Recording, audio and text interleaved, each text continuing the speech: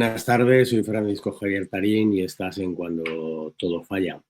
Hoy vamos a tener el gustazo de conversar con dos referentes en el ámbito nacional de la medicina del trabajo. La primera va a ser María Teófila Vicente Herrero, Teo. Es doctora en medicina por la Universidad de Valencia, especialista en medicina del trabajo. Actualmente es colaboradora en la Escuela Valenciana de Estudios de Salud, es miembro del grupo de investigación ADEMA y destaca como autora de más de 200 artículos científicos. Además ha dirigido, yo tengo aquí apuntado 9 tesis, pero creo que ya es alguna más, y es autora de múltiples guías y libros de referencia. Y es sin duda alguna uno de los referentes en medicina del trabajo. Y nos va a acompañar también Luis Reynoso, licenciado en medicina, máster en prevención, especialista en medicina del trabajo, especialista MIR, no hay que decirlo, además de ser especialista en medicina de urgencias, emergencias, doctor en medicina, que no es lo mismo que ser médico, luego comentaremos, y ha sido presidente de la Asociación Española de Especialistas en Medicina del Trabajo del 2016 al 2024. Tiene en el campo de la investigación 2 sexenios, que para los que estamos y vivimos en el mundo universitario no es poco, y actualmente es director de Endesa. Además, por si esto fuera poco, está en UNIR, hemos sido compañeros en la universidad y es médico de Ubimóvil del SUMA 112. Pues buenas tardes, Teo, Luis, ¿cómo estáis? Buenas tardes, pues en principio encantados de estar contigo. Sí, ¿qué tal? Oye, yo lo primero daros las gracias por venir, por participar en este podcast. Yo os diría casero, donde vais a poder decir lo que queráis. Yo, si veo que nos animáis, os provocaré convenientemente, pero creo que tenéis mucho que aportar y mucho que contar a todo el mundo que se dedica a la prevención de riesgos laborales en todas sus especialidades y, sin duda, a compañeros nuestros, a profesionales que están hoy en día en el ejercicio de la medicina del trabajo y que seguro que hoy vamos a tocar pues algún palillo que no, bueno, pues que en el día a día no nos permite conocer. Yo, si os parece, y si estáis de acuerdo, quisiera empezar preguntándoos quiénes sois, quién es Teo, quién es Luis y cómo llegáis al mundo de la medicina del trabajo, porque me consta que tenéis una vida muy interesante y me gustaría que lo compartiéramos. Me gustaría que esto fuera algo más que una charla de prevención, sino que fuera como una pequeña tertulia donde pudiéramos hablar, pudiéramos intervenir y me gustaría que no solamente yo, sino todo el mundo os conociera. Pues, ¿quiénes sois? Teo, Luis, ¿quién empieza? Venga, empezamos por Teo, por favor, que estéis muy callados. Venga, Bueno, pues, ¿quién es Teo? Pues poco hay que decir, la verdad es que poco hay que decir. Yo me definiría pues como una mujer, lo primero como una mujer y como una madre, que yo creo que son mis facetas prioritarias, la vida personal. Si uno no tiene una vida personal estable y bien orientada, difícilmente va a lograr hacer nada en ningún ámbito de la vida y tampoco en el profesional. Y desde luego soy una médico vocacional, tan vocacional como que yo creo que tuve clara mi vocación en plena adolescencia.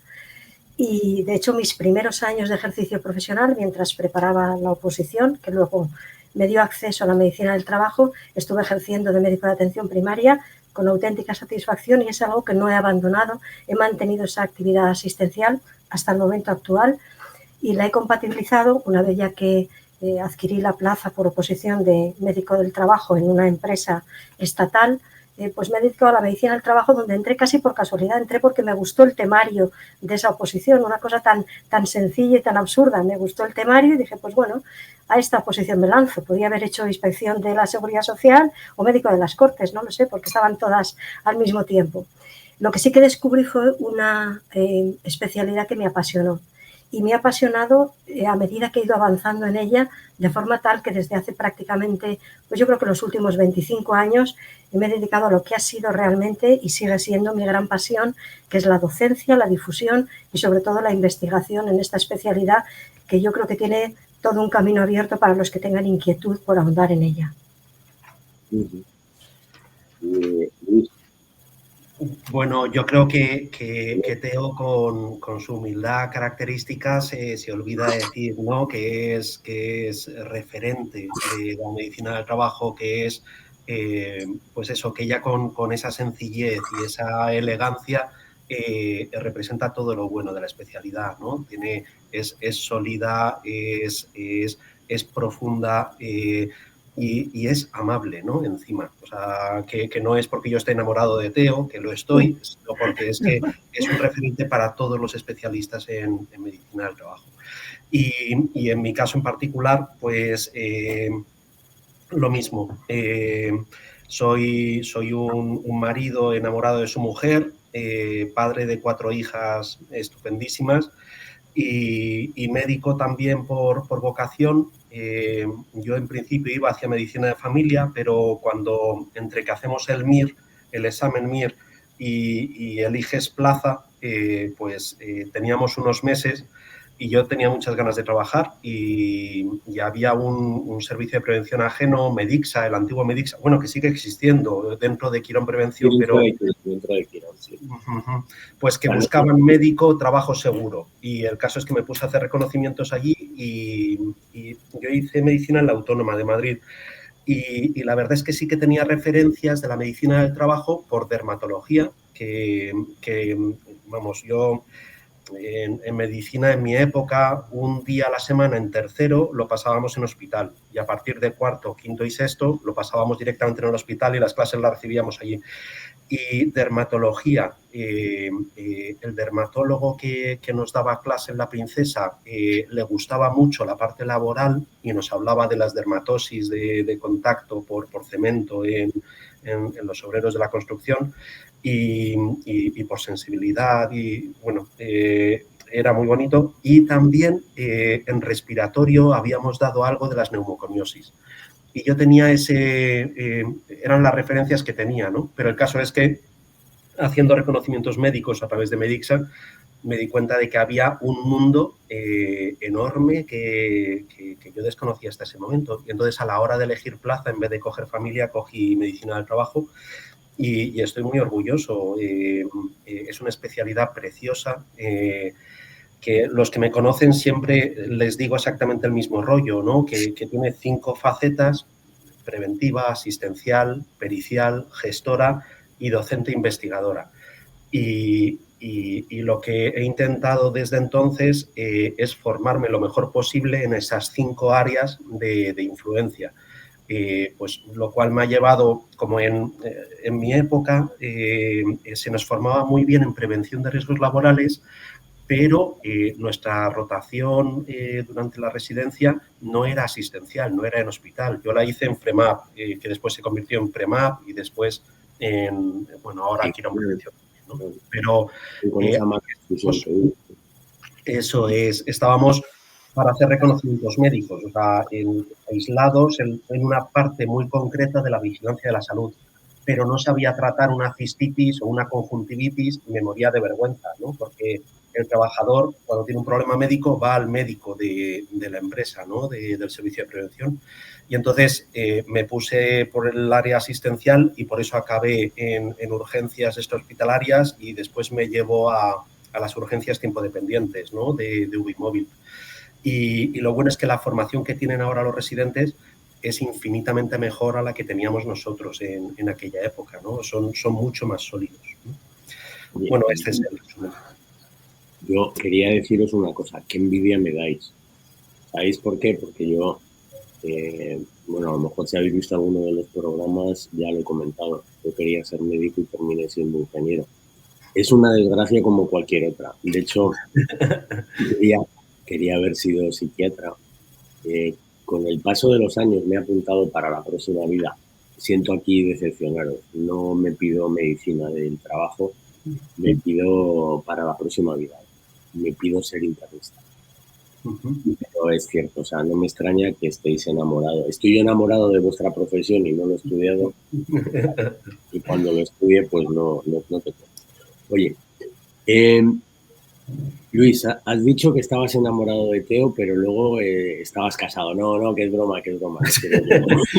Es que no soy celoso, no soy nada celoso. No quiero yo comprometerte. No, venga, vamos. Yo quería preguntaros si realmente pensáis, porque sois muy pocos, sois un colectivo al final francamente pequeño, y me gustaría que me contarais por qué. Y si realmente la sociedad, fijaros, ya no digo la gente que trabaja en el mundo de la prevención de riesgos laborales, si realmente saben lo que es un médico especialista en medicina del trabajo. Porque yo tengo mi opinión, pero me gustaría conocer la vuestra, desde dentro. ¿Quién se anima? Teo, por favor. Bueno, pues desafortunadamente te tengo que dar respuestas negativas. Es una especialidad, pero ya no tanto la respuesta, sino lo que sería interesante es el reflexionar el por qué.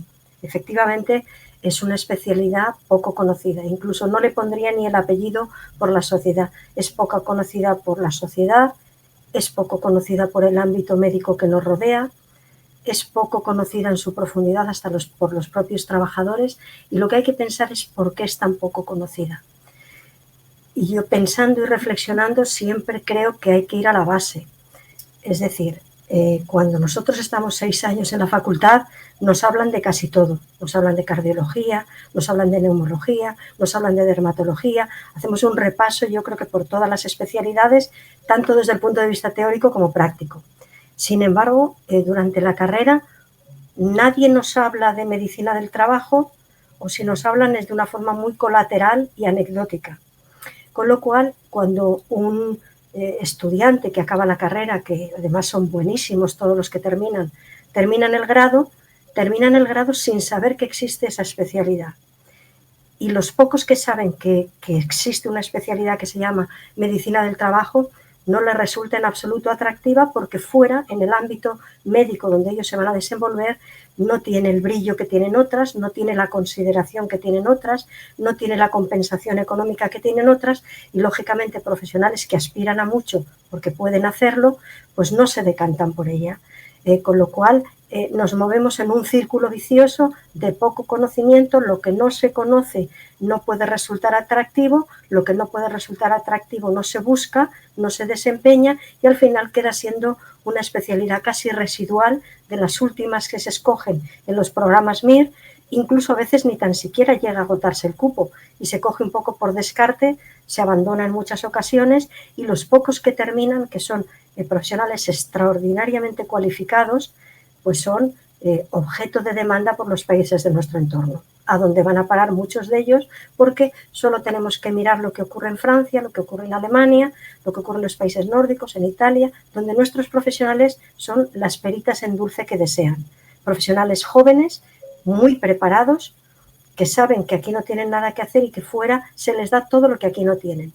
Respaldo social, camino profesional, una buenísima compensación económica que prácticamente duplica la que tienen aquí, y esto hace que en este momento sea una especialidad no solo no conocida, sino no valorada, y que lleva un camino, yo creo que descendente, que realmente no sabemos dónde poner el freno para que siga cayendo. Luis, ¿compartes la opinión de Teo? Sí, lo que pasa que ya sabéis que yo soy un poco happy flower. O sea, yo lo que veo es que cada vez vamos siendo más conocidos. Yo creo que la formación vía MIR sea hospitalaria desde el año 2005 aquí, es que ya han pasado 20 años, es que el tiempo pasa volando. Y poco a poco en el resto de especialidades médicas han visto que lo que ellos llamaban antes el de preventiva, ¿no? Resulta que ahora es un especialista en medicina del trabajo, y que rota por las otras especialidades igual que el resto de médicos, ¿no? Y que comparte las noches de puerta de urgencias del hospital.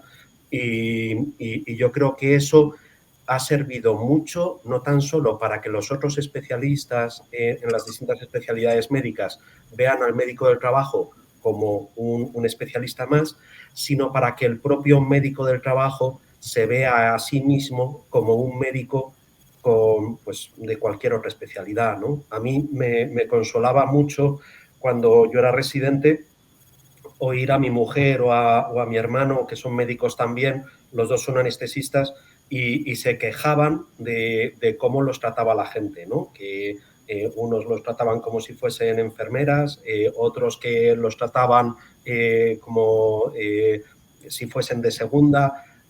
Después, pues oía a mis amigos internistas y se quejaban de lo mal pagados que están, ¿no? Que es verdad, que saben un montón, son unos cracks, y después es que no hay trabajo, ¿no? Y, o sea, que cada especialidad médica tiene su lado negativo, ¿no? O después, cuando hice la especialidad en urgencias, ¿no? Y vi la cantidad, teníamos que rotar con un cardiólogo y veía que un cardiólogo veía 40 pacientes en 5 horas. Y yo decía, joder, los médicos del trabajo nos estamos quejando de que vemos 21 pacientes en 7 horas.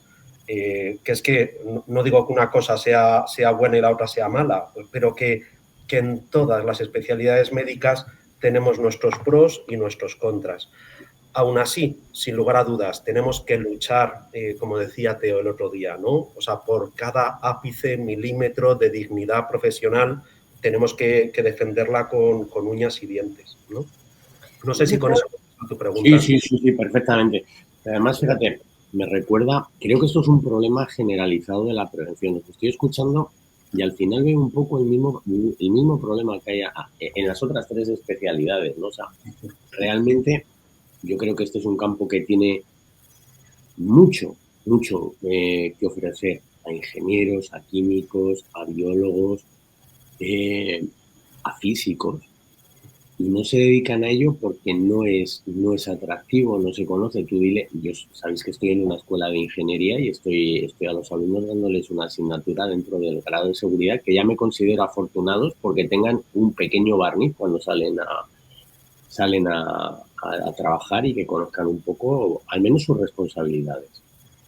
Claro, cuando les cuentas que pueden hacer un máster, que se pueden dedicar a esto, te dicen, pero esto es para mí. ¿Y cuánto se cobra? Claro, cuando ya les cuentas cuánto se cobra, se echan para atrás. Entonces, sinceramente, no me extraña que la gente no quiera hacer medicina del trabajo porque considero que es una especialidad que está muy mal pagada. Y eso al final es la pescadilla que se muerde la cola. Entonces, cuando Teo dice, es que se van a Europa y cobran el doble, claro, es que aquí se está pagando muy mal a los especialistas en medicina del trabajo. No, a lo mejor vosotros no os atrevéis a decirlo, pero yo sí me atrevo a decirlo. O sea, me parece que es una especialidad ahora mismo que la gente no la coge porque no le resulta atractiva. Entre otras cosas. Primero, es cierto, puede que haya un gran desconocimiento, pero además es que económicamente yo hago 4 consultas, un cardiólogo, o 2 días a la semana y se puede llevar un sobresueldo y estar muy bien complementando perfectamente su sueldo. Y un especialista de medicina del trabajo, pues hombre, a lo mejor tiene suerte que es el único que hay en La Rioja o en Mallorca, y sí, hay, claro, tienes que pagarle, pero si estás en Madrid, está mal pagado. Y lo que está diciendo Luis, oye, 20 récords en una jornada, yo creo que está bien, ¿eh? 20, 22, que es lo que están haciendo los servicios de prevención ajeno, es un no parar. Es hacer los informes y demás. Entonces, la verdad es que pues, estoy completamente de acuerdo, pero fijaros, creo que es un problema de todo el mundo de la prevención y a lo mejor tenemos parte de culpa nosotros, ¿no? Empezando por los técnicos, por no haber sabido poner nuestro trabajo en valor. Yo creo que sí que parte de ese desconocimiento y parte de esa no adecuada valoración la tenemos nosotros y hay que ser autocríticos. A mí me llama siempre la atención cuando ahora te reclaman para ir a cualquier congreso de otras especialidades y defiendes tu pequeña faceta dentro de esa especialidad desde el punto de vista de la medicina del trabajo. Yo siempre le digo a mis compañeros que hay 2 diapositivas que pongo siempre fijas. La primera es, me dirijo al público y les pregunto si saben lo que es un médico del trabajo. El público habitualmente es de sanitarios y profesionales de otras especialidades. O bien hay una pequeña callada o te dicen sí. Cuando ya preguntas la siguiente, ¿qué es lo que hace un médico del trabajo? ahí se pierden, no pasan de los reconocimientos. Hay un desconocimiento completo de lo que son las competencias independientemente de los exámenes de salud, que es lo que tienen más próximo. Y eso, lógicamente, deja la especialidad, pues yo creo que totalmente vacía casi que de contenido si te centras exclusivamente en que un médico del trabajo está porque tiene que hacer los exámenes de salud y punto, y eso el que lo conoce, pues bueno, y a lo mejor es culpa nuestra que no hemos sabido llevar el resto de las competencias pues al nivel público para que se conozcan, para que se difundan, porque cuando ya entras en el detalle y estás pues con especialistas de cardiología, de endocrinología, de oncología, y les dices, mira, esto es lo que es una evaluación de aptitud, esto que es lo que es un trabajador especialmente sensible, esto es lo que es un retorno al trabajo, pues la verdad es que desconocen completamente que esas competencias son las que hace el médico del trabajo, y entonces se paran a pensar en que a lo mejor valdría la pena que trabajáramos conjuntamente para que esa labor la hiciéramos muchísimo mejor. O sea que nos queda una labor epistolar que solo la podemos hacer nosotros, nadie la va a hacer por nosotros. Y has dicho una cosa que para mí es muy importante y yo la tenía aquí anotada. ¿Qué hace un especialista en medicina del trabajo? Teniendo en cuenta, fíjate, te voy a hacer una pequeña reflexión. Pasamos un tercio del trabajo, un tercio de nuestra vida, lo pasamos en el trabajo.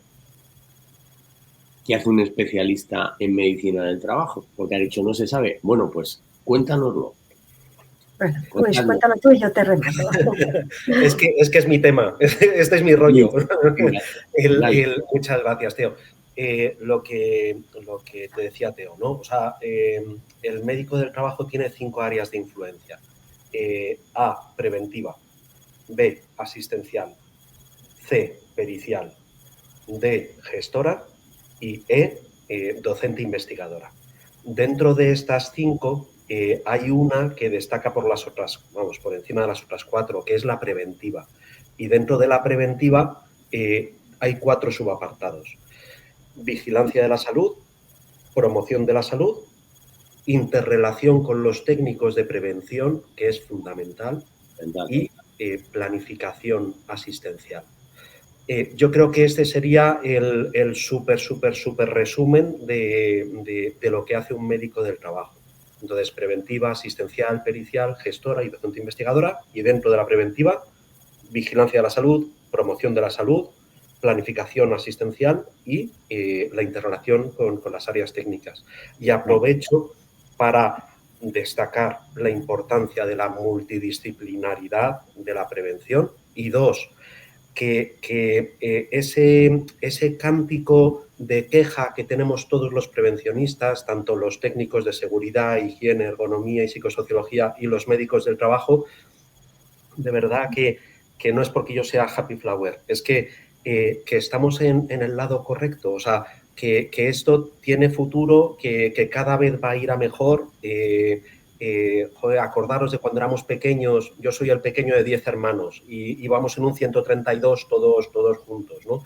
Y ahora tengo 4 hijas y tenemos que tener un monovolumen porque si no, no te dejan circular porque la mentalidad prevencionista... sí, me estoy yendo, ¿verdad? No, te iba a decir que también íbamos, en aquel entonces, íbamos sin cinturón en el coche. Y hoy en día... Sin aire acondicionado. Es verdad. Sí. Pues que la mentalidad preventivista se ha ido imponiendo en el tabaco, en la seguridad vial, en la seguridad laboral, que lo estamos haciendo bien y que vamos por buen camino, que siempre tenemos como una mentalidad derrotista y de, joder, esto es una mierda, perdonadme. No te preocupes, estás en tu casa. Que hay muchas cosas que están mal y que son mejorables, pero que se van mejorando. Y tanto el futuro de la especialidad en medicina del trabajo como el futuro de las otras especialidades médicas, perdón, de las otras especialidades técnicas, disculpadme, de verdad que yo creo que estamos en el sitio adecuado y que cada vez va a ir a mejor, cada vez vamos a estar más reconocidos, cada vez vamos a estar mejor remunerados, porque es a lo que tiende nuestra sociedad. Pero me estoy alejando de tu pregunta, que era ¿a qué se dedica el médico del trabajo? Pues eso. No, nos lo has contestado y además yo te iba a contestar con una ironía. Digo, O sea, que hacéis más cosas además de exámenes de salud. Eso es, eso es. Y hay que tener en cuenta eso, que la vigilancia de la salud no es tan solo el reconocimiento médico, sino que es o sea, que este esquema que hemos hecho, este mini esquema de las 5 áreas con sus 4 subapartados en la parte preventiva, no son compartimentos estancos, sino que son 5 puntos de vista para ver lo mismo, que es la salud del empleado, la salud de la empresa, que lo puedes ver desde el área preventiva, desde el área asistencial, desde el área pericial, desde el área gestora y desde el área docente investigadora. Y que son capas que se superponen y que cuanto más preventiva, más asistencial, más pericial, más gestora y más docente investigadora hagas, mejor conoces al empleado y más útil eres en las otras esferas. Y que es algo que es precioso y que eso, que si solamente haces reconocimientos médicos de población que encima posiblemente no vuelvas a ver en tu vida, pues te estás perdiendo mucho, porque es que lo interesante es hacerle el evolutivo a la misma población trabajadora durante mucho tiempo y ver cómo evoluciona y verlo desde los otros campos, no tan solo preventiva, sino también asistencial, cuando te preguntan por qué tienen un catarro o cuando te preguntan por qué tienen una enfermedad de su familia, o es información que te están aportando, ¿no? Y eso, o sea, pocas especialidades médicas hay que tengan una población cautiva en el mejor de los sentidos, que la puedas estudiar a lo largo del tiempo. De una manera, es una población dinámica, porque hay empleados que entran y hay empleados que salen, pero es estable en el tiempo. O sea, como muy pronto empieza a los 17, 18 o 16, 17, 18 y como muy tarde se va a los 65, 66, 67, pero durante todo ese periodo de tiempo lo tienes para ver sus factores de riesgo laborales, cómo han influido en su salud y muchísimas otras cosas de promoción de la salud y de los otros campos, ¿no? Y pocas especialidades hay que puedan beneficiar tanto a la población en una franja de tiempo tan amplia y con un seguimiento tan estable. Oye, y estos exámenes de salud yo quería preguntaros, porque me apetece chincharos. ¿Quién tiene que hacer estos exámenes de salud? Es que no quiero decir porque luego me regañas y digo reconocimientos médicos. Estos exámenes de salud, ¿quién tiene que hacer? Yo lo primero que voy a hacer una pequeña matización de lo que ha dicho Luis. Gracias. Desafortunadamente no hay una equidad en la forma en que un médico del trabajo desempeña sus tareas en función de dónde esté. Está claro que los que hemos tenido el privilegio, y Luis y yo lo hemos tenido, de poder desarrollar casi que al máximo todas esas funciones, hemos descubierto lo que realmente es la medicina del trabajo, que a mí personalmente me parece una de las especialidades más apasionantes. El problema es de todos aquellos compañeros que desempeñan su trabajo en otras áreas no tan privilegiadas como la nuestra y que tienen que quedarse con las funciones un poco mermadas o mucho mermadas y reducidas a campos muy concretos. Y ahí es donde se puede perder la ilusión, porque he visto como nosotros lo hemos visto y lo hemos vivido, es una especialidad que te da todas las opciones por delante, te genera un conocimiento de la población, de sus riesgos y de su salud que ninguna otra te puede dar y te recompensa a su vez con la satisfacción por tu parte del trabajo bien hecho, por la empresa normalmente de una valoración personal y por parte de los trabajadores con un agradecimiento siempre. El problema es cuando eso no se puede hacer y la lástima es que haya esas diferencias entre unos y otros. Yo generalmente creo en un mundo en que haya las mínimas inequidades, las mínimas desigualdades, porque siempre pienso que eso genera pues conflicto e injusticia. Ojalá todos los médicos del trabajo, estén donde estén, puedan hacer lo que nosotros hemos hecho y desarrollar todas nuestras competencias. ¿Y quién hace esos exámenes de salud? Hombre, la ley lo pone muy claramente, ¿eh? Los hacemos los médicos del trabajo. Claro, un poco. Sabéis, además esto, bueno, pues luego nos permite entrar un poco en debate, que no hay especialistas. a día de hoy. No tenemos especialistas para la cantidad de exámenes de salud. Te has dado cuenta que no he dicho PO, no he dicho reconocimientos médicos. Te está acordando fenomenal.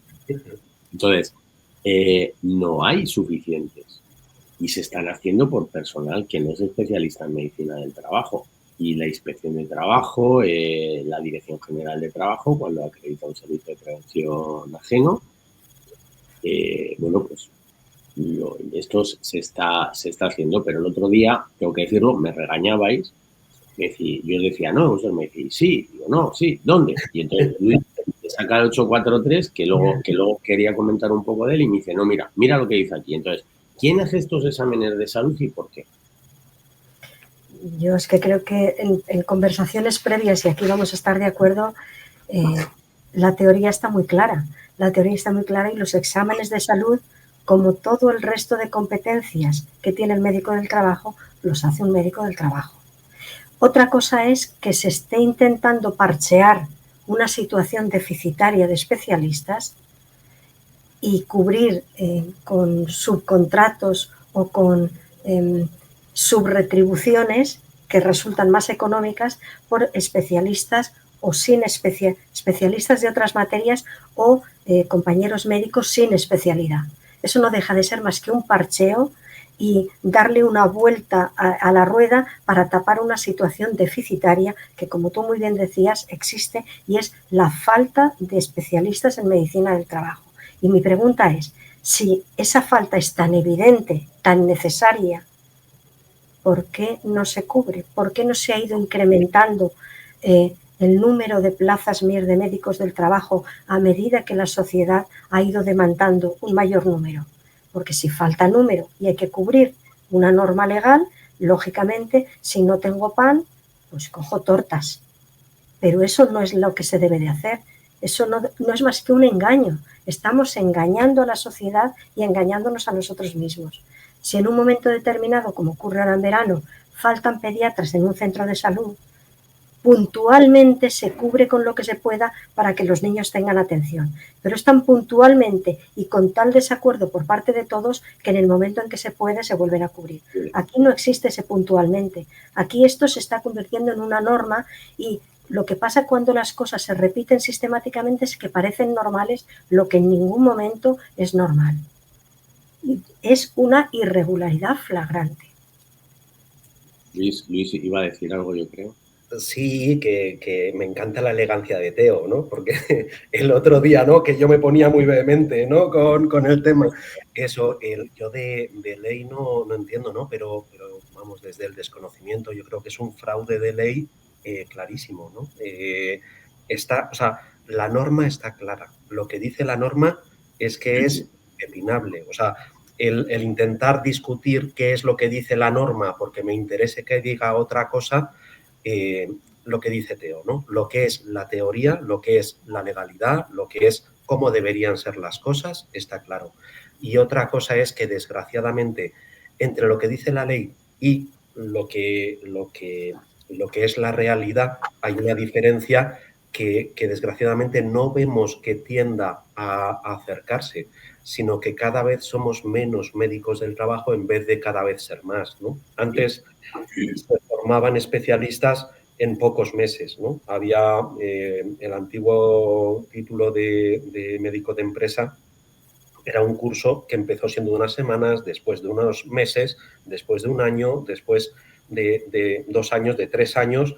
Después llegó la formación MIR, que la formación MIR está eso desde 2005, y ahora son 4 años de formación, que son unos especialistas magníficos, pero en vez de formar especialistas en 3 meses, tener cientos, miles de médicos que, además de tener otra especialidad, son médicos de empresa o como se les llamase en aquel momento, ahora necesitas 4 años para formar a muy poquitos médicos del trabajo. Ahora se forman muchísimos menos médicos del trabajo que antes, y eso sí, están magníficamente bien formados, ¿no? Tenemos que aumentar el número de residentes cada año. Yo estoy en la Comisión Nacional de la Especialidad en el Ministerio de Sanidad y no es fácil. O sea, no es fácil porque todas las especialidades quieren formar residentes, pero es que medicina del trabajo es, sin lugar a dudas, la más deficitaria de todas. Es que cada vez se nos jubilan más médicos del trabajo y cada vez formamos menos, ¿no? Con lo cual... ¿Una solución sería volver a hacer un examen de médicos? Pues como posible opción, es una posible opción. Ahora, yo lo que creo es que es mejor formar más médicos vía MIR, porque, o sea, no se trata de poner un nuevo parche, se trata de... Sería ya para los nuevos médicos. Claro, o sea, el asunto está en que tenemos que dar una solución sistémica, o sea, tenemos que hacer que la brecha que hay de falta de médicos del trabajo cada vez sea más pequeña, no que cada vez sea más grande. Tenemos que cada año formar más residentes hasta llegar a un número que cumpla o que cubra los que están jubilando, ¿no? Pero es que estamos muy lejos de eso. Y además no es nada fácil porque aquí nos topamos con las distintas administraciones, ¿no? El Ministerio de Sanidad, por un lado, con la convocatoria del examen MIR, por otro lado, las comunidades autónomas, que son las que al final pagan a esos residentes y que lo que intentan es cubrir sus necesidades como sanidad pública. Pero los médicos del trabajo no damos asistencia solamente a los empleados públicos o al sector hospitalario. Tenemos que dar cobertura a más de 20 millones de empleados, igual que el resto de especialidades técnicas, ¿no? Entonces, yo creo que una vuelta al Mesto sería, vamos, yo pienso que no tendría ningún sentido. El Mesto surgió en un momento determinado por una circunstancia muy concreta y entre otras es porque iba a entrar la especialidad MIR y había que legalizar a quienes estábamos, y yo estaba en ese momento en esa situación, ejerciendo ya como médico de empresa en una determinada empresa con X, y ya se nos pidieron unos requisitos y se nos hizo un examen muy duro para salvar concretamente esa situación. Y no solo ocurrió con medicina del trabajo, prácticamente todas las especialidades que tenían especialistas no formados por MIR, que habían entrado por la vía de escuelas, tuvieron que hacer lo mismo. Esto hoy sería, vamos, una vuelta atrás que prácticamente nos obligaría a pensar si realmente tiene o no tiene sentido el tener un MIR. Si tengo un MIR y tengo que estar capacitando por la vía paralela porque no llego a los profesionales, es porque no tengo bien montado el sistema. Porque si tienes un MIR para formar especialistas, lo que tendrás es que duplicar, triplicar o cuadriplicar el número de plazas para que tengan esas personas todas además la misma formación y que cubra las necesidades. No voy a hacer una vuelta de tuerca para que, mira, te doy aquí un cursito de 3 meses, ¿eres médico de familia? Pues mira, te doy un curso de 3 meses en salud laboral y de momento cubre esto. No, eso no deja, es que volvemos otra vez a ese engaño y a ese fraude, no. Hay que coger el toro por los cuernos.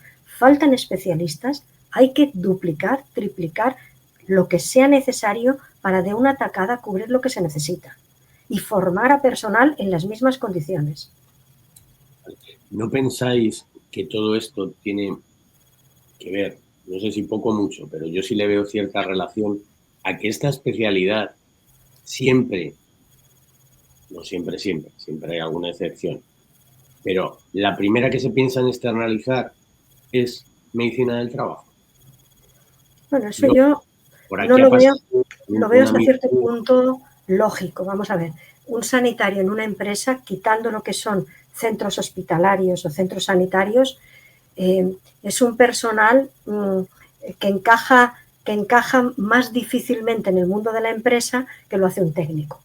Y que digamos que la empresa se siente probablemente más cómoda si tiene que externalizar la medicina del trabajo y que los técnicos funcionen conjuntamente. Eso además no creo que sea ni tan siquiera negativo, no me parece. Hombre, lógicamente nos obliga a intercambiar la información de una forma más incómoda o a tener que desplazarnos unos y otros, pero realmente yo creo que eso no es malo. Lo que hace falta es que las empresas externalicen o no externalicen, sea un servicio de prevención propio, sea un servicio de prevención ajeno, den calidad, den independencia, den valoración al médico del trabajo, den la compensación económica que merece.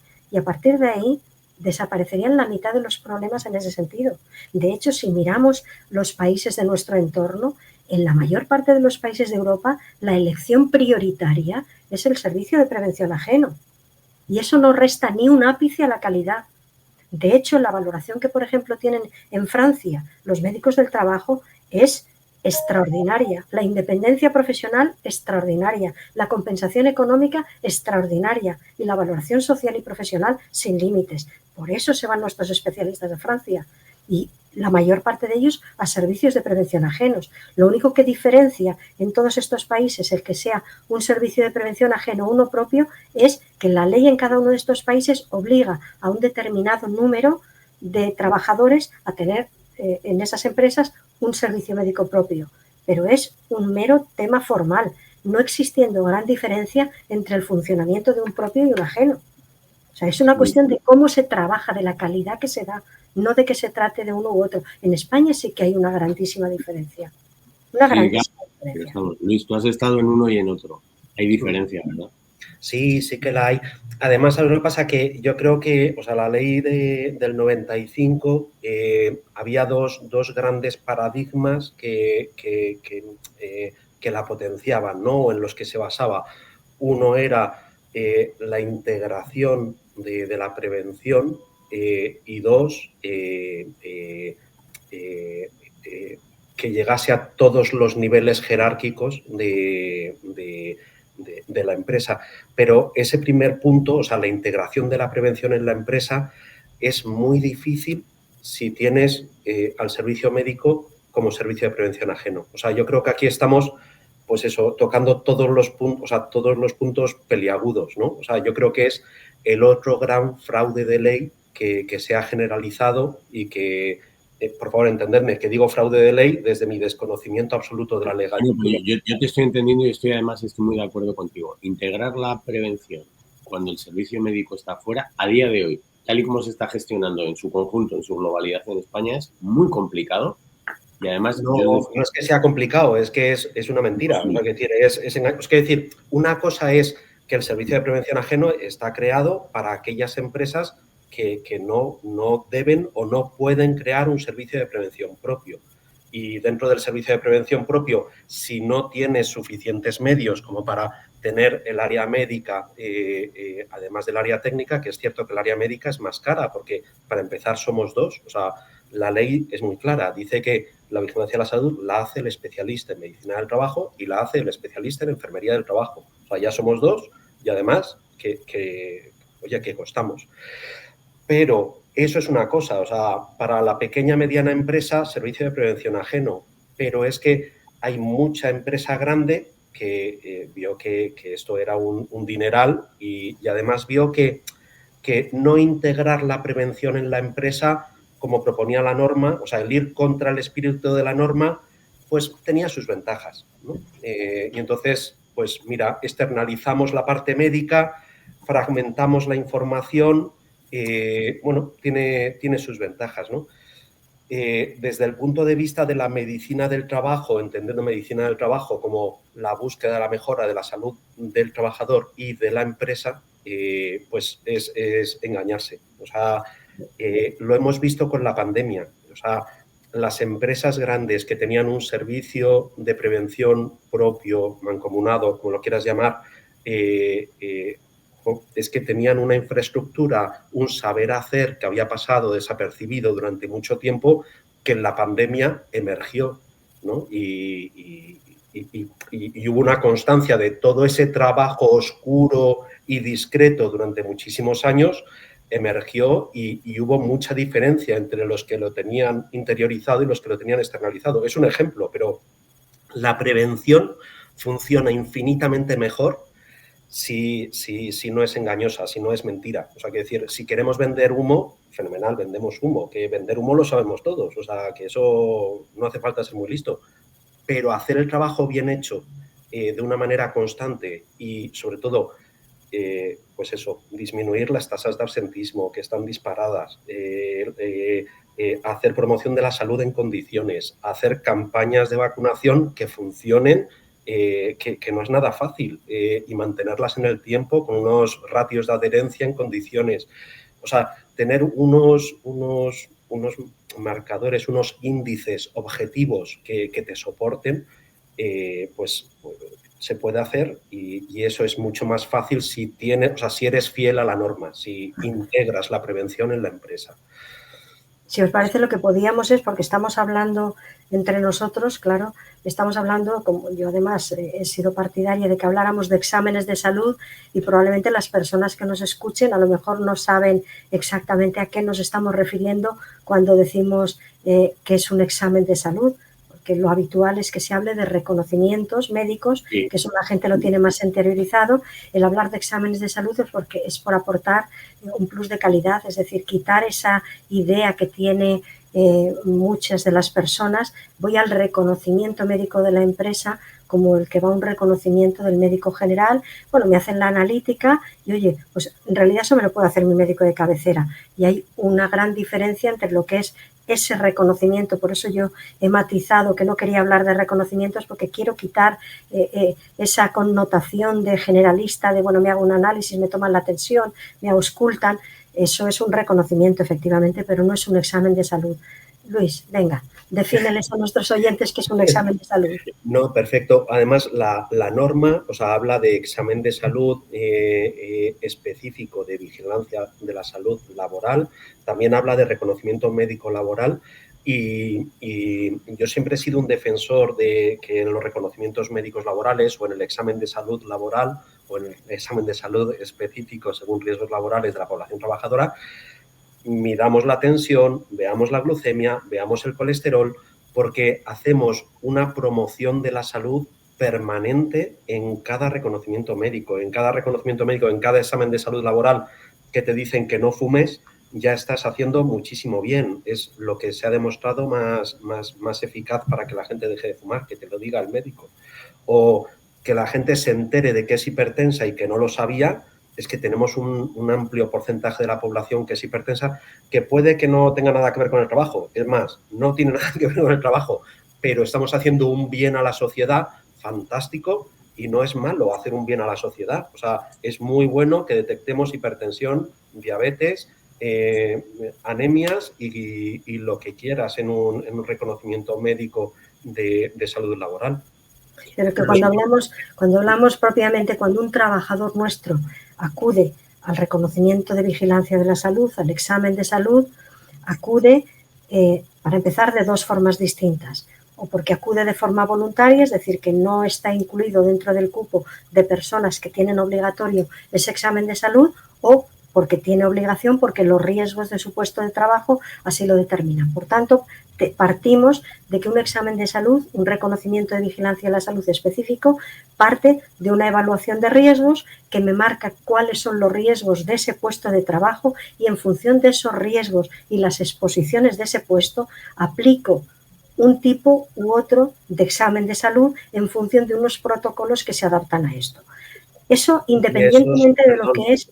Sí, gracias, Teo. Y esos protocolos, como dice muy bien Teo, gracias a la evaluación de riesgos físicos, químicos, biológicos y de la esfera psicosocial que han hecho los distintos especialistas en las otras esferas de la salud laboral. Disculpa, Teo, que te he metido. Sí, más que nada que ese sería el objetivo prioritario. Es decir, yo tengo una persona aquí a la que voy a hacer una vigilancia específica de su salud porque en el puesto de trabajo que desempeña tiene una serie de riesgos por exposición que pueden afectar a su salud.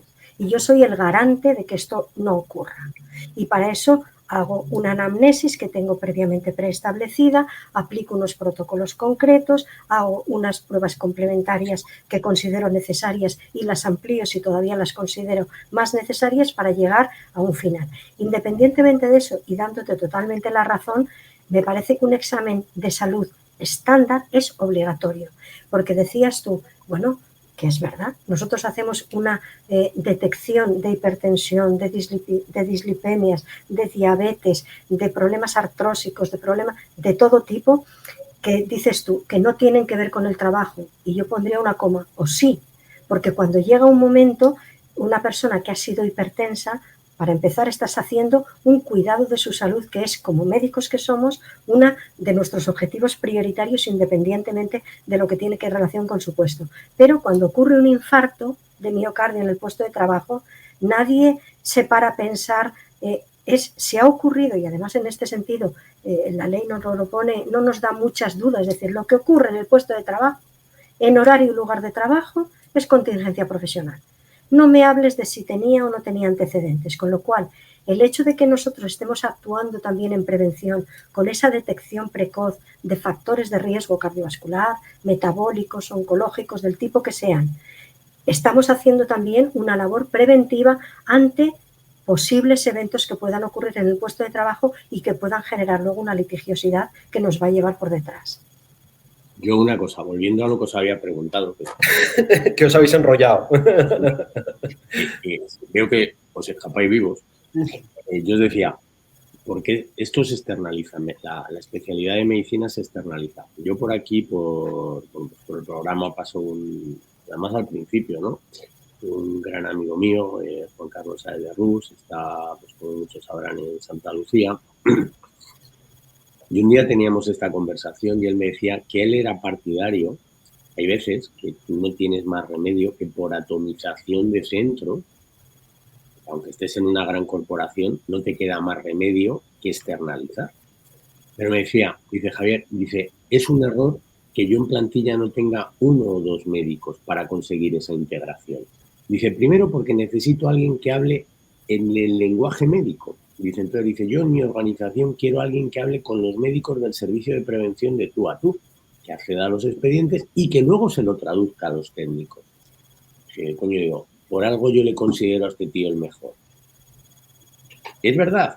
Y además es que creo que tiene todo el sentido del mundo. O sea, creo que las empresas, aunque, bueno, pues ahora entraremos en el tema de los precios y demás, al final lo que buscan es cubrir, no en medicina, que también, sino en todas las especialidades, se busca cubrir lo que pide la ley y al final termino externalizando.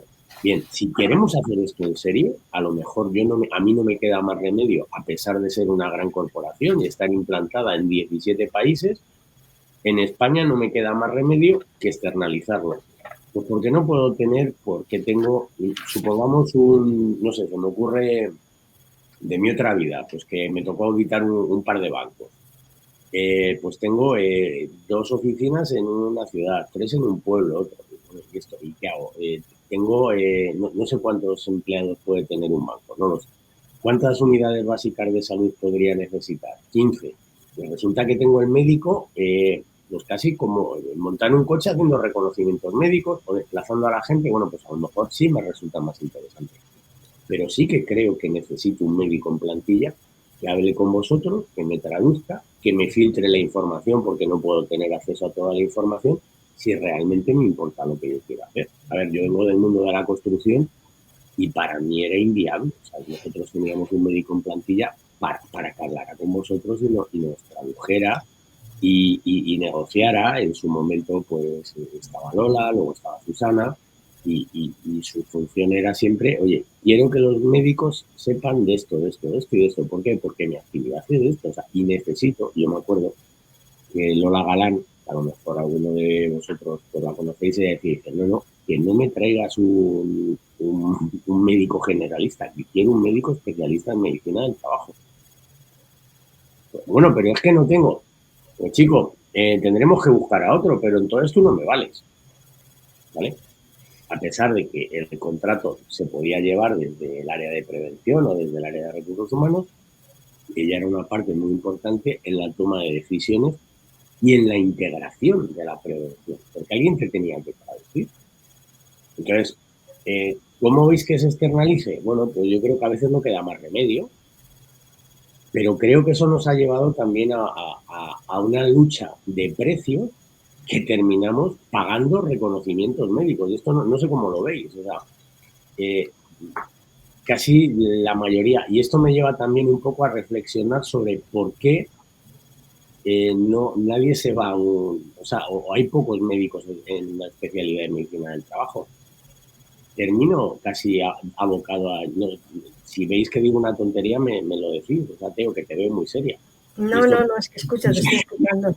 Veo que casi se me obliga, al hacer la especialidad, a encontrar una salida laboral en un servicio de prevención ajeno. Y a lo mejor esto no es lo más atractivo del mundo.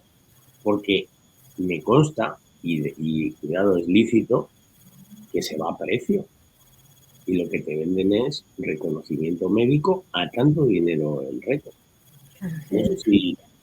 El problema es que has metido el mundo económico que Claro.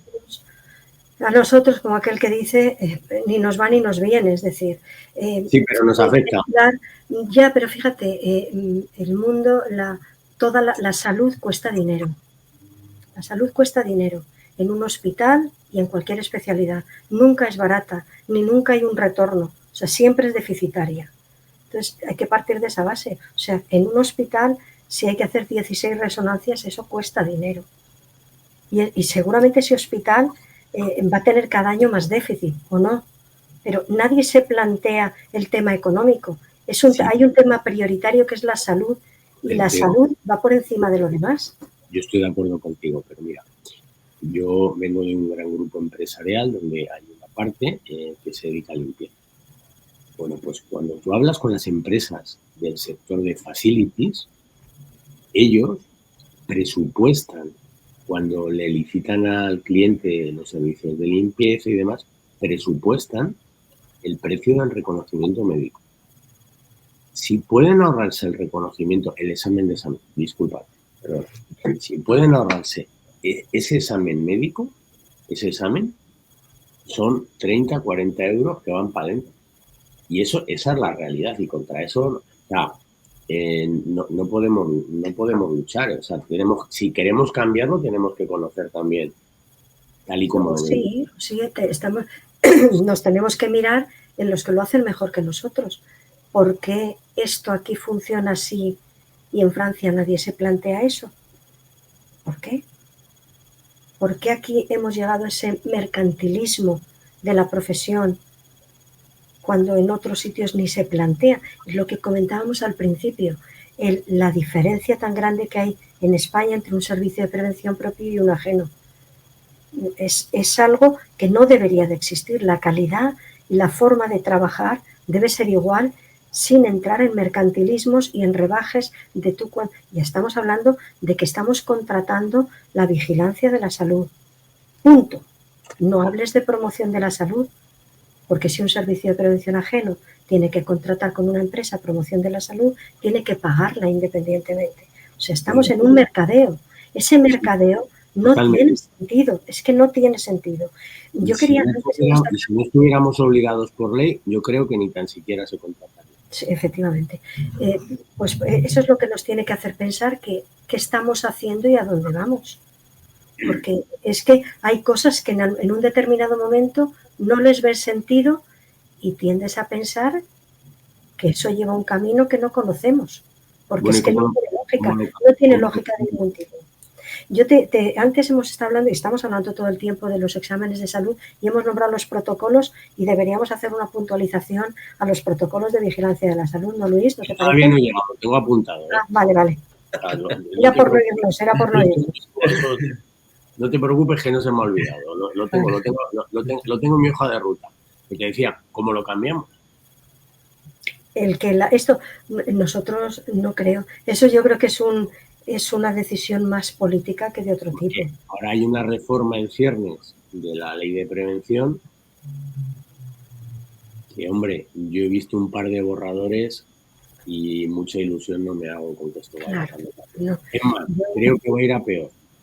Yo creo que estamos en un momento que o hay un vuelco completo y nos sentamos de verdad preocupados por lo que es la salud de los trabajadores, de verdad preocupados, y queremos enfocar el tema como se debe de enfocar, o si no, simplemente por inercia, esto pues se va apagando.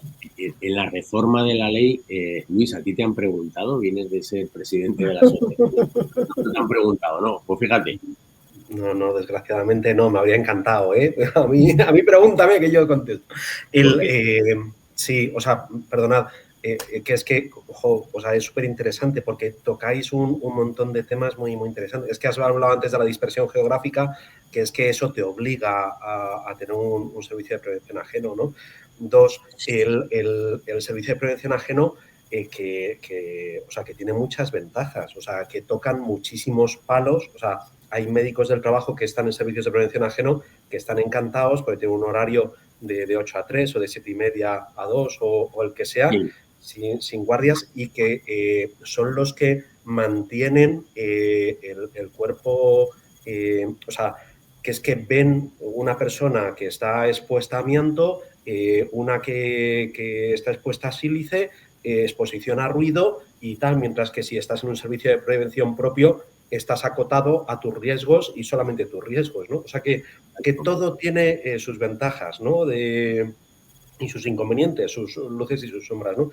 Después, es que me muero de ganas de decir las empresas que han demostrado que el ROI es favorable a la salud. O sea, meter dinero y salud en una frase siempre es complicado, pero igual que hay que invertir en salud, el invertir en salud te quita un montón de costes. O sea, es que es inversión, tú lo has dicho, no es gasto, es que es invertir.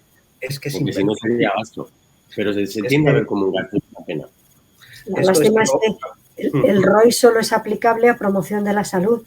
Debería haber un ROI en todo. Es decir, lo que está claro es que si tú en tu empresa tienes un buen sistema de vigilancia de la salud de tus trabajadores, una buena formación, una buena información, un buen sistema de investigación que te diga hasta qué punto los resultados que estás teniendo están dando pues el fruto que tú quieres, eso repercute en beneficio económico para todos, beneficio para las personas, beneficio para la empresa y beneficio para la sociedad.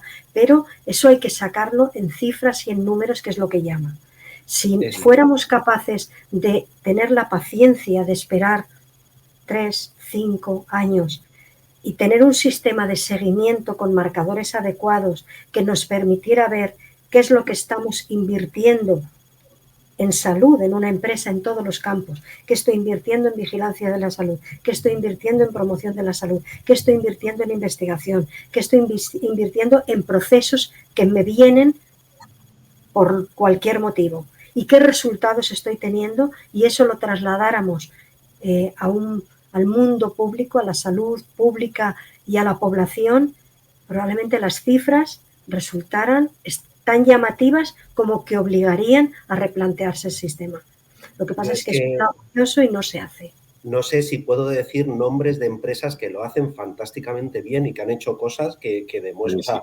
Sí, para hablar bien, claro.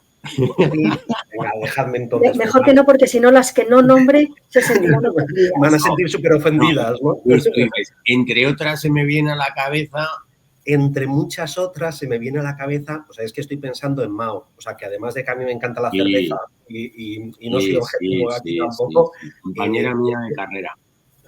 Pues mira, pues es que unos cracks, o sea, demostraron que tener fisioterapeuta en sus instalaciones les salía rentable y lo demostraron con números y bueno, y tienen un servicio de fisioterapia fantástico que económicamente les sale rentable, ¿no? Hay otra empresa a la que estoy ligado y por lo tanto queda fatal que promocione, pero que puedo decirlo porque no es mérito mío, es mérito de los que estuvieron antes que yo, que consiguen que más del 40% de la plantilla se vacune de la gripe. Y tienen demostradísimo que los que se vacunan de la gripe provocan 4 veces menos bajas médicas que los que no se vacunan de la gripe. O sea, con la que está cayendo de absentismo, conozco empresas que en vez de estar en un 6,8, 6,9, 7,1 de absentismo, están escandalizados porque ahora están en un 3,08 de absentismo. Joder, es que lo hacen fenomenal. O sea, es que están muy por debajo de la media, pero eso es porque llevan mucho tiempo haciéndolo muy bien. O sea, tú fíjate, un tema tan básico que hacemos siempre, fuera de los riesgos específicos, por lo que tú comentabas antes. Hago una detección de lípidos, hago una detección de glucemia, hago una detección de hipertensión. Es decir, estoy actuando sobre factores de riesgo cardiovascular. Si yo hiciera un retrospectivo en cualquier empresa, antes de que se hiciera esto, cuántos eventos cardiovasculares, cuántas bajas laborales por hipertensiones descompensadas, por glucemias descompensadas, por trastornos metabólicos tenía, y cuántas tengo desde que yo detecto en el examen inicial de vigilancia de la salud ese tipo de factores de riesgo cardiovascular que me están evitando o retardando enormemente esas patologías que generan IT, generan gasto sanitario, generan consultas a atención primaria, generan atención en urgencias, generan hospitalizaciones. Si todo eso se contabilizara, realmente el beneficio para la salud pública sería brutal. Sería brutal. La lástima es que no hemos tenido nunca programado ese seguimiento cuantitativo, trasladado luego a lo económico de lo que hacemos y la rentabilidad que eso supone para el sistema público de salud, sin ir más lejos. Y después publicitar lo que se hace bien para que otros puedan aprender. Perdona, Javier, disculpa. Una cosa muy, muy parecida a lo que está diciendo Teo, comentaba en su momento Conchita Martín, no sé si Martín o Martínez, ahora mismo no me acuerdo, de Bustamante, sabéis que estuvo muchos años en el servicio de prevención de Telefónica, y cuando hablábamos con ella, pues decía un poco lo que acaba de decir Teo. Dice, oye, ¿por qué nosotros somos uno de los países que llega más longevos? Bueno, pues porque hace muchos años empezamos haciendo toda la vigilancia, todos los reconocimientos médicos de empresa, nos ha permitido detectar temas de diabetes, patologías cardíacas, dice, y eso hace que la gente vaya y se mire, ¿no? Porque yo creo que todo el mundo, a partir de cierta edad, debiera hacerse un reconocimiento médico al año. Coño, si te lo hacen en tu empresa, pues míralo como un regalo. No lo mires como... Digo yo, ¿eh? Pero si en ese reconocimiento médico, en ese examen de salud, tiene que haber las pruebas exclusivamente necesarias para estudiar la exposición a los factores de riesgo, pero hay una base que puedes mirar las patologías más prevalentes y sobre todo que yo creo que es fundamental que el paciente, el empleado, o sea, perciba como útil el reconocimiento médico o el examen de salud. O sea, si él no lo percibe como útil, es que no vamos a tener una adhesión en el tiempo, a no ser que sea obligatorio y no le dejemos entrar en las centrales hidroeléctricas si no tiene el acto, ¿no? O en la obra de construcción. En los últimos años no me lo he hecho porque me llamáis gordo.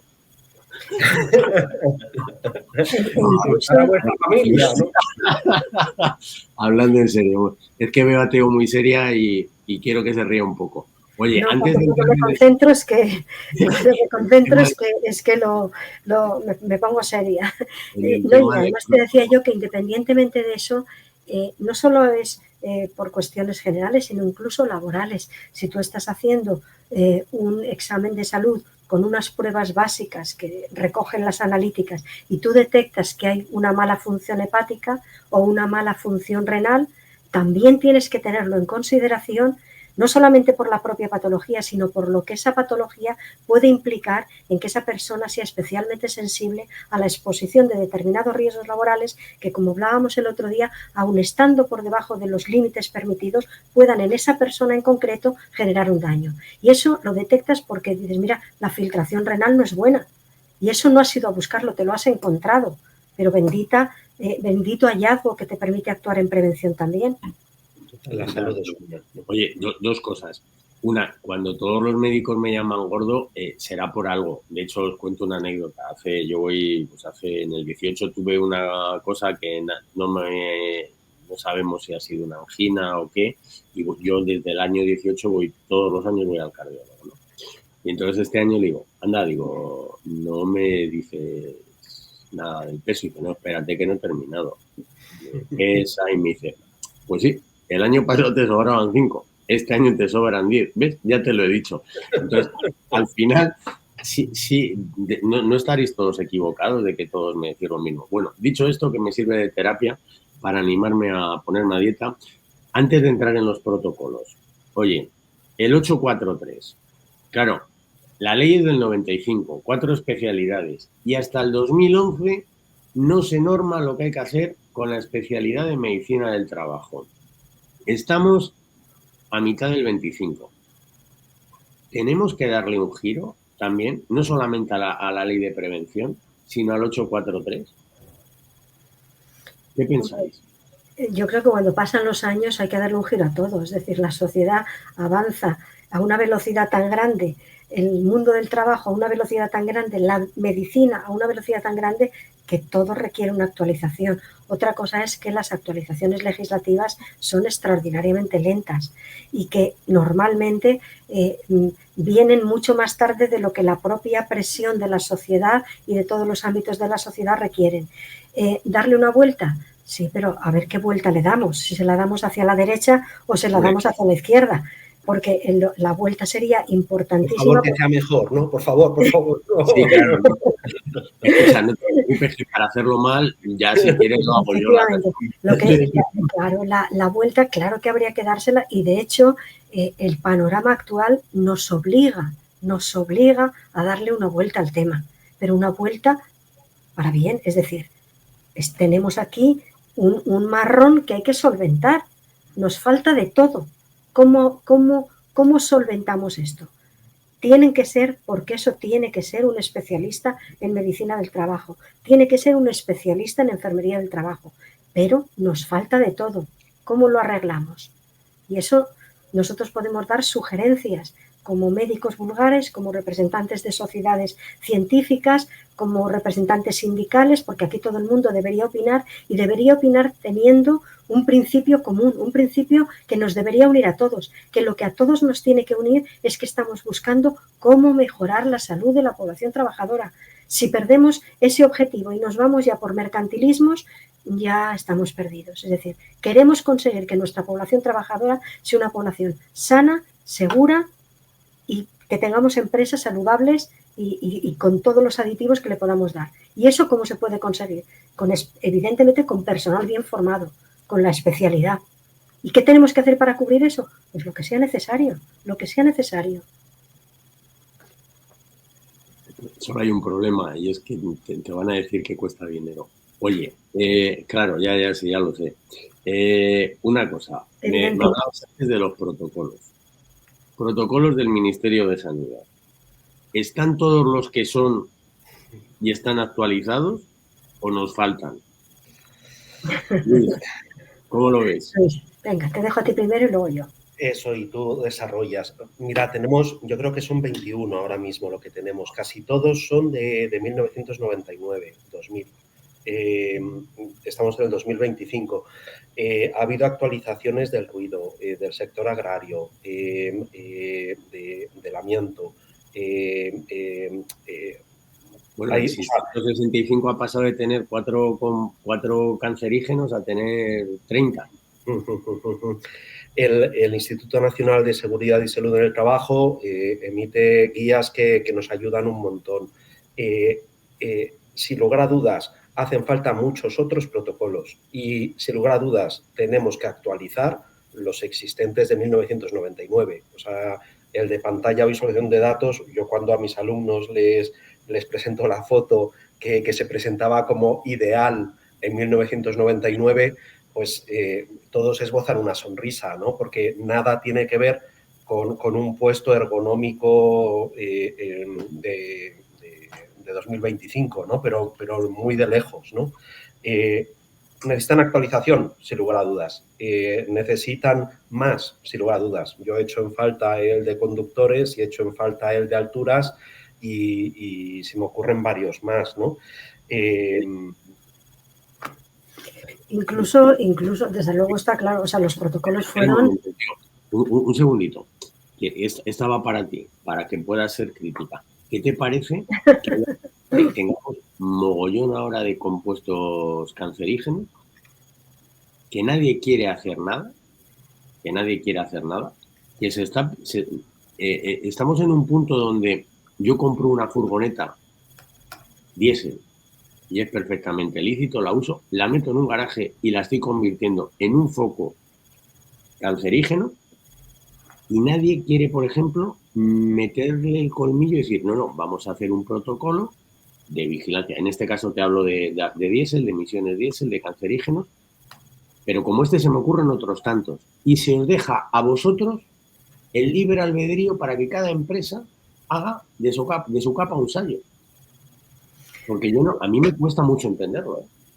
Sí, en realidad lo que has dicho al final pues se está convirtiendo en práctica común. Es decir, los protocolos están para actualizar. Sin lugar a dudas, una cosa que tiene más de 2 décadas es imposible que sea vigente en el momento actual. O sea, hay que volver a revisar, a fusionar, a modificar, a incluir más. De hecho, ahora una práctica que se está imponiendo, yo creo que un poco para cubrir, por lo menos momentáneamente, ese déficit de actualización, son las guías que están saliendo por sectores específicos, la guía de vigilancia de la salud para trabajadores agrícolas, la guía de vigilancia de la salud pues para personal del servicio doméstico, en fin, la guía de entonces hay guías complementarias, el instituto está haciendo lo que puede por cubrir y por ayudar, pero por lo que volvíamos antes, estamos intentando parchear porque sabemos que eso ahora no tiene, ni es práctico, ni es útil, ni cubre las necesidades del momento, y en el tema de cancerígenos es un tema que hay que tomarlo con paciencia y con tranquilidad, es decir, ¿dónde le ponemos el collar al perro? ¿Y a qué le ponemos el collar al perro? Si partimos de la base de que si nos ponemos finos y escrupulosos no hay un nivel de seguridad en ninguna sustancia que nos diga a partir de aquí tú estás exento de riesgo. ¿Qué hacemos? El sol es cancerígeno, es que la exposición al sol es cancerígeno. En este momento la Unión cancerígenos. Perdona, el otro día que tuve que dar una charla de cancerígenos, ya no me acuerdo en dónde, en un congreso, sacando datos, los datos de la Unión Europea ponen como un primer factor de riesgo en el ámbito laboral la exposición solar. Es el primer factor cancerígeno de riesgo en todos los países de Europa. Y precisamente en exposición solar no se está haciendo absolutamente nada. Y como eso te diría 80.000 cosas más. Entonces, claro, dices, bueno, vamos a ver qué hacemos. Para empezar, ver en qué mundo estamos ahora. Ni las exposiciones que había antaño ya no son las que hay ahora. Y las que eran muy peligrosas antaño, ahora ya no lo son porque se han cubierto en una buena parte. Pero han aparecido muchas otras nuevas. Y tenemos un silestone por ahí, y tenemos un polvo en suspensión, y tenemos un montón de cosas nuevas, y por supuesto tenemos la exposición solar. Vamos a ver, habrá que volver, lo que decimos es que realmente cualquier materia de estas características requiere un reciclaje permanente, pero por parte de todos, de los profesionales, que necesitamos un reciclaje permanente, pero también de quienes nos dan la información, que tienen que dárnosla con una actualización un poquito más vigente, no darnos un cambio cada 20 años. Necesitamos unas pautas más próximas para que nosotros podamos tener algo más actualizado, porque si no, al final, lo que tú has dicho, Javier, que es la realidad, cada uno hace un poco de su capa un sayo, haciendo una práctica casi defensiva. Sí, sin duda. Tengo que actuar porque sé que si algo ocurre, el palo me va a venir a mí, pues yo tengo que cubrirme.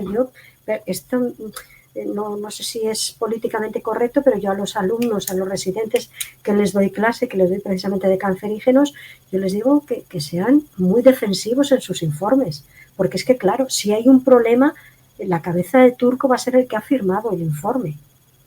Y entonces tienes que actuar siempre dejándote resquicios para cubrirte un poco las espaldas, porque tú no tienes ningún rango de seguridad, y si hay un cáncer y se ponen a indagar y eso te llega a los tribunales y tienes que ir como perito médico o como implicado, bueno, la verdad es que lo pasas francamente mal.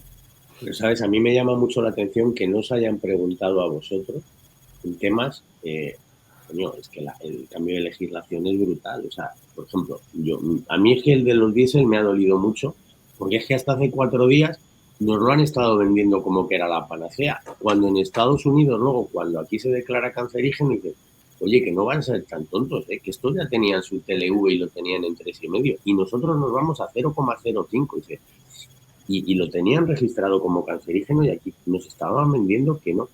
Y cuando dices, ¿te parece razonable este protocolo que diseñes? No, eso es tuyo. Pero, ¿y no sabéis si vais a hacer un protocolo? No, de momento no. Hombre, pues yo creo que hoy en día hay determinados compuestos que a lo mejor sí que merece la pena que os pregunten a los que sabéis y se pongan en común el conocimiento y se establezcan criterios y se puedan aplicar protocolos que luego sean de aplicación, de una aplicación entre comillas sencilla. Porque si cogemos el protocolo de sílice, aplicarlo es un dolor de muelas, entre otras cosas por la cantidad de datos que lleva detrás, que, vamos, yo no sé quién es capaz de aplicarlo en condiciones, ¿eh? Lo que tú has comentado, que probablemente esa persona, que es un poco, el tema de cánceres, que es un poco específico y un poco llamativo, es decir, en un tema como el cáncer, establecer esa relación clara de causalidad, pues es muy complicadito, porque tú esa persona, cuando sale del trabajo, tiene unas exposiciones medioambientales y unas exposiciones medioambientales que se van depositando en su tejido adiposo. Por eso estamos tan pesados con el tema de la obesidad, porque las exposiciones a químicos medioambientales, su lugar de ubicación preferido es el tejido adiposo. Por eso el actuar frente a la adiposidad que acompaña a la obesidad es actuar en prevención también del cáncer, porque estoy evitando que esos químicos medioambientales se me queden ahí depositados, que además luego no hay quien los saque de ahí, y se acumulan los que tengo yo de exposiciones laborales y se acumulan mis antecedentes genéticos y me están multiplicando el riesgo de tener un cáncer por encima de otra persona. Por eso el concepto este global de prevención, estoy hablando de una sustancia y estoy hablando de una persona. Si yo tengo una persona a la que le estoy quitando un efecto acumulador de químicos porque le estoy reduciendo su tejido adiposo, visceral o corporal, estoy actuando también potenciando la prevención en cáncer. Es decir, ese concepto realmente en medicina lo tenemos muy, muy metido en nuestras entrañas, el concepto de persona como global, de que no puedo separar, no puedo parcelar y decir esto es el pulmón, esto es el corazón. No, no. Esto es una persona que además en nuestro caso tiene un 50% del tiempo que lo tengo metido en la empresa y un 50% que está fuera. Y yo no sé si se está haciendo, tiene un hobby que está expuesto a inhalación de otro tipo de sustancias, no sé si está haciendo una casa o no sé si tiene un campito y está expuesto a plaguicidas y no se está protegiendo. Es decir, esa visión global realmente es la que nos daría resultados, porque si parcelamos mucho, yo creo que nos quedamos, está muy bien en lo que parcelemos, pero no tenemos una visión global y luego realmente cuando hay un problema nos vienen los palos por todos los sitios. Luis, si vas a decir algo. No, más que apoyar lo que estamos comentando, no aporto nada. Hombre, sí que aportas. He dicho así, sí. Y visto el tema de protocolos, a ver, porque a mí con esto he tenido en su momento, cuando he hecho contrataciones, me he llevado sorpresas. Vigilancia de la salud colectiva. Y me decían, estos son 1.500 al año. Pero, ¿cómo me cobras? ¿Por todo? No, esto es un enganche. Esto es un enganche con el servicio de prevención. Contadnos, si os parece, brevemente, qué es la vigilancia de la salud colectiva y si de verdad pensamos que está haciendo nos estás tocando en el alma, que lo sepas, ¿eh? Has cogido dos personas que nos has tocado en el alma. O sea, normativamente el 30% del tiempo deberíamos dedicarlo a vigilancia de la salud colectiva. Y la vigilancia de la salud colectiva fuera del mercantilismo, ¿no? De que me sirva de epígrafe donde cobrar, es la parte, es que iba a decir que la parte más importante, pero es que es, ¿cómo decirlo? Es una parte mollar de la medicina del trabajo. Solamente puedes saber si hay determinado problema en determinado departamento con determinada exposición si te alejas un poco del reconocimiento médico o del examen de salud laboral y ves los resultados de los exámenes de salud laboral en su conjunto, ¿no? Entonces puedes ver pues, que en determinado departamento la gente se está quedando sorda o que en determinado departamento hay más bajas por motivo de la esfera psicosocial y que a lo mejor alguien lo está haciendo mal o sea, el ver los datos en su conjunto en el siglo XXI, o sea, donde la calidad del dato afortunadamente cada vez es mejor, donde la inteligencia artificial, donde los estudios epidemiológicos te dan unas garantías de solidez científica, de que lo que estás encontrando es muy improbable de que sea debido al azar, sino que sí que hay una asociación entre determinadas variables. No hacerlo es criminal. Y lo que pasa es que la vigilancia de la salud colectiva, desde el punto de vista de Teo y mío, o sea, me atrevo a ponerlo en boca de los dos, es que es consustancial a la medicina del trabajo. Necesitamos la evidencia. O sea, la medicina basada en la evidencia es algo ya, o sea, que no es el futuro ni el presente, es casi el pasado. O sea, necesitamos publicar lo que encontramos de estudios epidemiológicos para que otros no se tropiecen donde nosotros nos hemos tropezado. Ya lo puedes llamar investigación científica, ya lo puedes llamar vigilancia de salud colectiva, ya lo puedes llamar estudio epidemiológico de los datos, pero lo llames como lo llames, es imprescindible. Y o sea, cuando yo era joven, lo que se hacía como vigilancia de la salud colectiva era pues tener un papel que justificase que tú habías hecho una memoria con los datos epidemiológicos para que la inspección no te castigase, ¿no? O para que el auditor viese que tenías algo que sustanciaba que habías hecho un estudio epidemiológico. Pero es que nuestros residentes, los que se han ido formando en los últimos 20 años, es que tienen unas nociones epidemiológicas fantásticas, tienen una facilidad para utilizar los datos magnífica.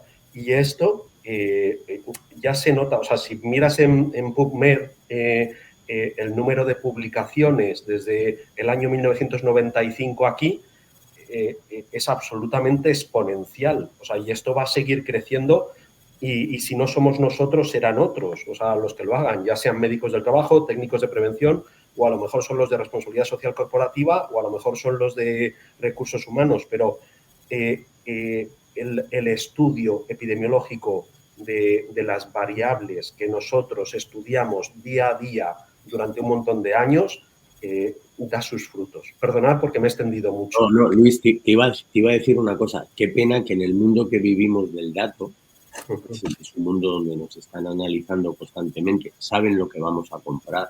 No sé si habéis escuchado esto ya sale hace un par de años, que Amazon sabía lo que los padres iban a comprar a los niños por ellos.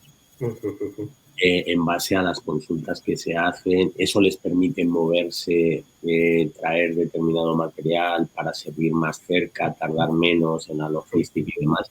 Qué pena que en general en el mundo de la prevención, con todos los años que llevamos, esos datos en muchos sitios, si se tienen, son de mala calidad y en otros que se tienen no se explotan.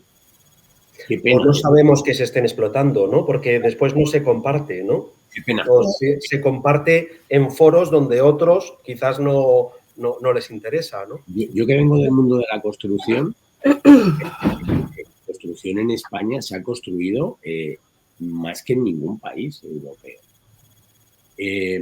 Tendríamos que tener datos para saber en qué fase de obra, cuándo, cómo y dónde se va a producir un accidente y seguimos sin saberlo. Más allá de lo que yo pienso, intuyo que no, la experiencia me dice que, y luego, cuando realmente te pones, analizas, llegas, es una pena también tener que demostrar lo que te dice toda tu experiencia profesional, pero al final lo que vale es el dato. Igual que tú decías, cuando has conseguido cuantificar, ahí sí te hacen caso. Qué pena. Pues qué pena que te haya tenido que demostrar que esto que estás haciendo está dejando sorda a la gente, está originando patologías de riñón, está originando... Bueno, pues o se nos está cayendo la gente por las escaleras. Cuando realmente ya te lo estaba diciendo, qué pena que en el mundo del dato pues tengamos que estemos todavía así. Yo espero que GPT... es más triste todavía porque dudo mucho que nadie tenga los datos que tenemos nosotros. Tú piensas que tenemos en el mundo del trabajo, en este momento está un 52% aproximadamente de la población general. Eso quiere decir que más de 20 millones de personas están dentro de los servicios de prevención, controlados en mayor o menor medida por los servicios de medicina del trabajo. ¿Qué es una vigilancia colectiva de la salud?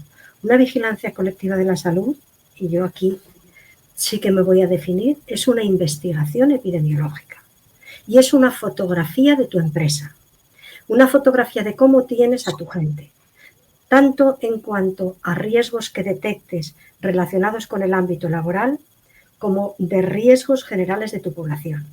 Y es tan importante como que eso sería incluso extrapolable a ver cómo está la salud de la propia población. Tomando como sesgo que no voy a tener personas de menos de 18 años y que no voy a tener personas de más de 70 porque quedan fuera del rango laboral, voy a tener un análisis epidemiológico de la población imposible de conseguir si no lo hacemos desde el mundo laboral.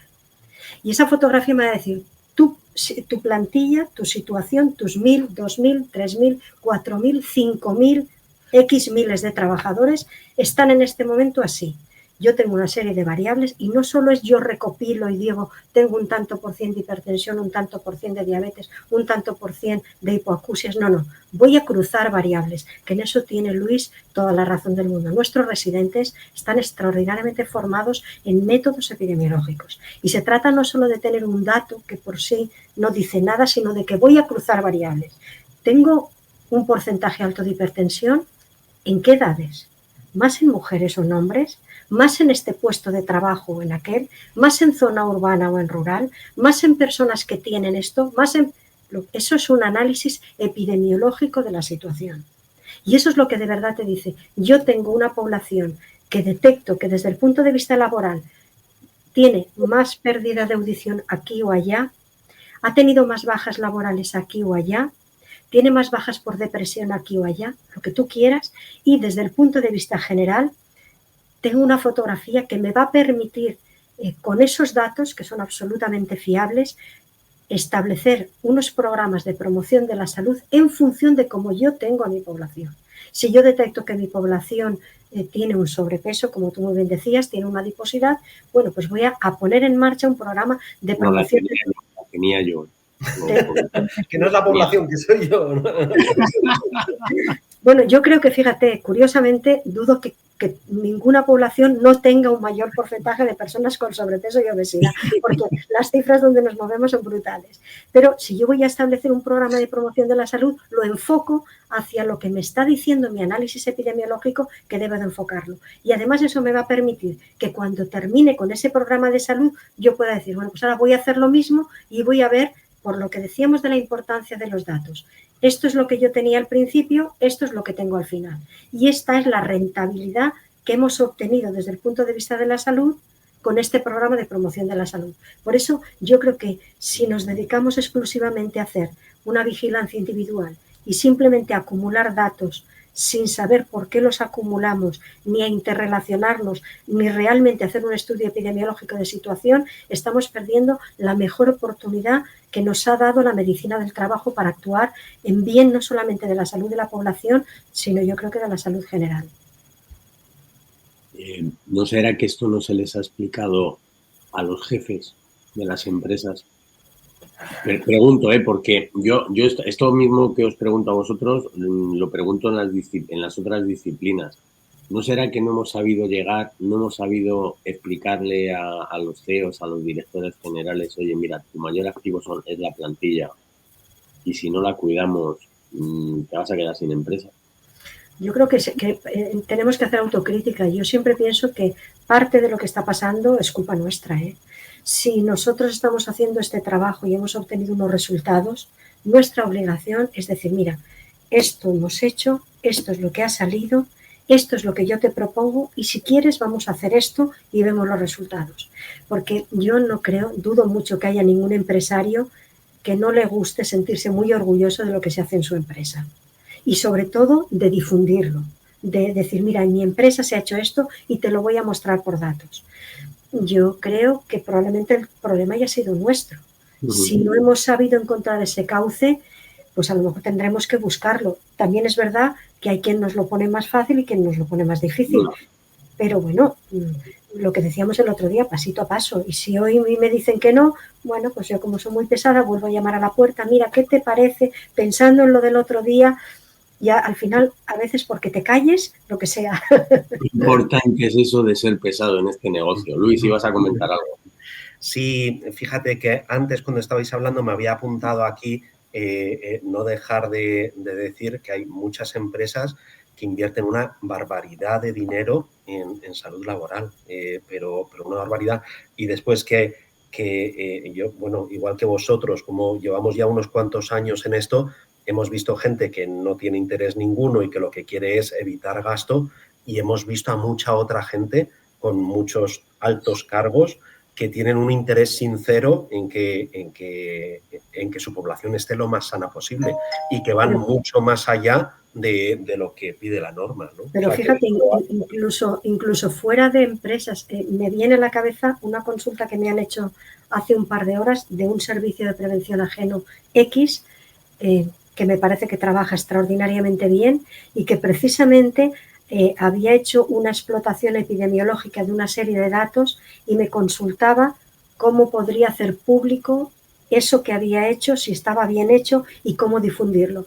Y me ha parecido de tal interés, independientemente de que a lo mejor hubiera necesitado alguna mejora, pero solamente el interés de recopilar esos datos, de intentar buscar una explicación y de querer difundirlo, me ha parecido de medalla de oro, de medalla de oro. Y era un servicio de prevención ajeno, porque muchas veces decimos, no, es que los propios, que los ajenos, hay servicios de prevención ajenos muy involucrados en la salud de los trabajadores. Sin duda. Oye, una cosa, ¿qué os parece? Llevamos, no sé si os ha hecho largo o corto, a mí se me ha hecho un suspiro, llevamos hora y media de programa. ¿Os parece que aquí no podemos hacer pausa publicitaria? 5 minutos y volvemos. Perfecto. Perfecto. Pues no os vayáis, que volvemos a la de ya. Ahora Okay. Hasta ahora.